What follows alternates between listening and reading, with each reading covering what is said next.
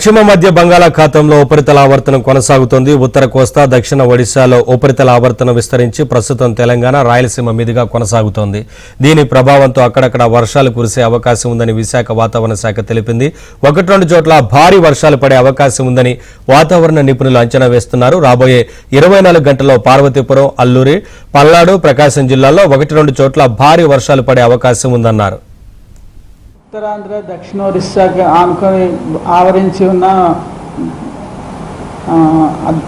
ఉపరితల ఆవర్తనం ఈరోజు లోపలికి వచ్చి అంటే ఇన్వర్స్గా ల్యాండ్ మీదకి మూవ్ అయ్యి నార్త్ ఇంటీరియర్ కర్ణాటక, దానికి ఆనుకొని ఉన్న తెలంగాణ, రాయలసీమ ప్రాంతాల్లో ఆవరించి ఉంది. దీని ప్రభావం వల్ల మనకి వర్షాలు అక్కడక్కడ పడే అవకాశం ఉంది. విస్తారంగా అయితే పడతాయి కానీ అక్కడక్కడ పడే అవకాశం ఉంది.